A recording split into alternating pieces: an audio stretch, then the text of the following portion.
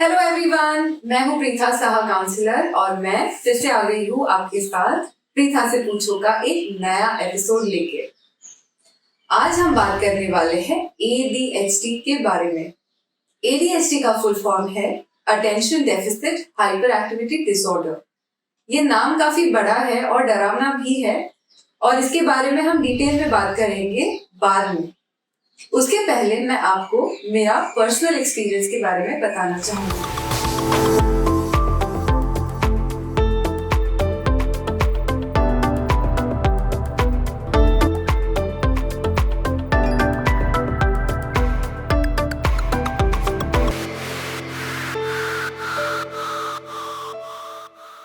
जब मैं 3 साल की उम्र की थी तब से मैं किसी चीज पे ध्यान नहीं दे पाती थी।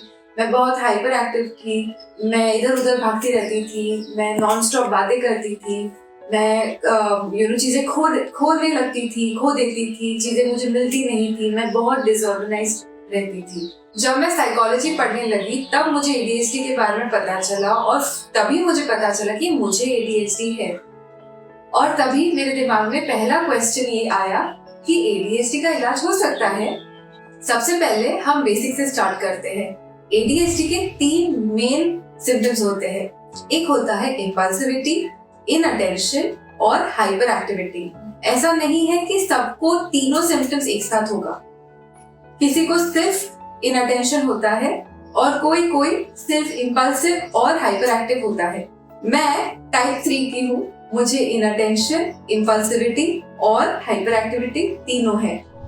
अगर 6 महीने नॉन स्टॉप ये सिम्टम्स आप किसी में देखते हो तो ADHD हो सकता है और आपको टेस्ट कराना चाहिए। क्या मैं आपसे एक बात पूछ सकती हूँ? क्या आपका ध्यान आसानी से भटक जाता है?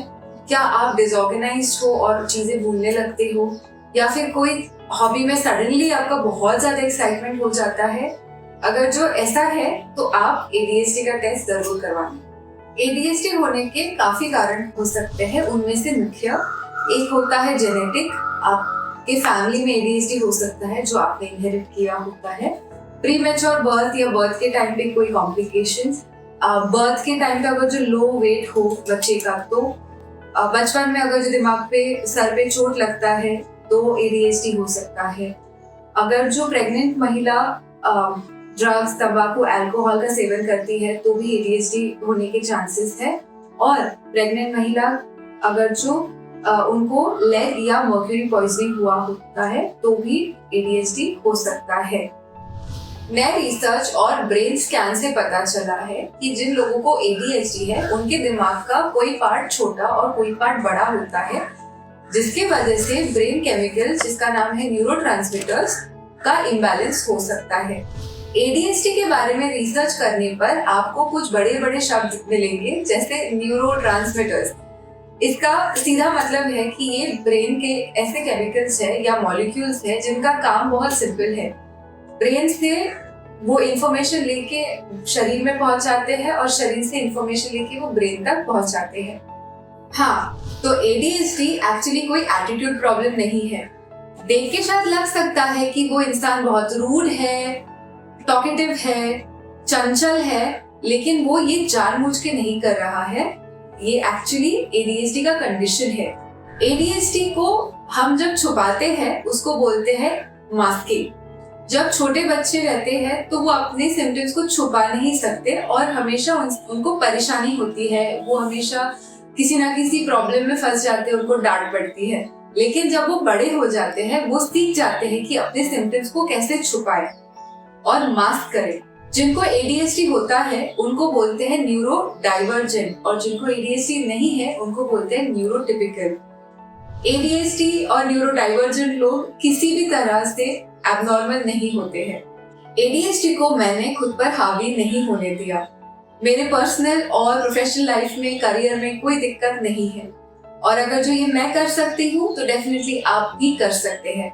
आपको सिर्फ टेस्ट करवाना होगा एक मेंटल हेल्थ प्रोफेशनल के पास। आपको एक RCR रजिस्टर्ड क्लिनिकल साइकोलॉजिस्ट के पास जाना पड़ेगा टेस्ट करवाने के लिए। फिर आपको एक्चुअल काम करना पड़ेगा जिसको बोलते हैं थेरेपी, और आपको स्ट्रैटेजी सीखने पड़ेंगे कैसे आप आपके ADHD को मैनेज कर सकते हैं। और इसके लिए आपको चाहिए रहेगा बहुत सारा पेशेंस। एक बहुत बड़ा मिसकंसेप्शन है कि ADHD सिर्फ बच्चों को होता है और जिन बच्चों को ADHD है वो स्टडी में अच्छे नहीं होते। ये दोनों बहुत बड़ी गलतफहमियां है। एक्चुअली ADHD का डायग्नोसिस बहुत कम होती है, जिसकी वजह से केसेस कम पकड़े जाते हैं और जिनको ADHD है उनको सही गाइडेंस और सपोर्ट नहीं मिल पाता। मैं ADHD के सिम्टम्स फिर से शेयर करूंगी। अगर जो आपको इन सिम्टम्स में से कुछ सिम्टम्स है जो नॉन स्टॉप आप 6 मंथ से फेस कर रहे हैं, तो डेफिनेटली आप एक RCI मतलब rehabilitation council of India registered clinical psychologist से ADHD का टेस्ट कराएं।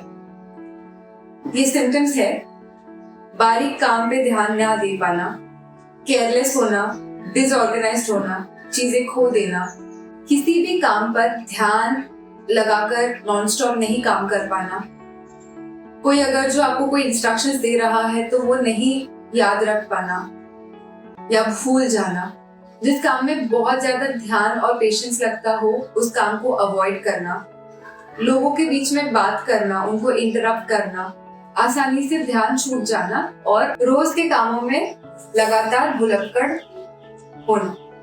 ADHD का एक बहुत बड़ा सिम्टम है जिसको बोलते हैं टाइम ब्लाइंडनेस या समय का बोध ना होना। जिनको ADHD है उनको समय का बोध नहीं होता है, जिसकी वजह से वो अपॉइंटमेंट्स और डेडलाइंस मिस कर जाते हैं या फिर उनको उनके लिए टाइम खत्म ही नहीं होता है और को ऐसा लगता है कि टाइम बीत ही नहीं रहा है। तो आज के लिए इतना ही। ADHD के बारे में बहुत कुछ है बात करने के लिए। इसका इलाज कैसे होता है ये मैं आपको अगले एपिसोड में बताऊंगी, तो आप अगला एपिसोड डेफिनेटली देखना। ये वीडियो अगर जो आपको हेल्पफुल लगा तो प्लीज आप लाइक, शेयर और सब्सक्राइब कीजिए मेरे चैनल पे। ये वीडियो आपके फ्रेंड्स और फैमिली को डेफिनेटली दिखाइए और आपको अगर जो मुझसे बात करनी है तो आप कमेंट्स में हाई लिखिए। आज के लिए इतना ही। मैं प्रीता काउंसलर हमेशा आपके साथ हूँ। बाय।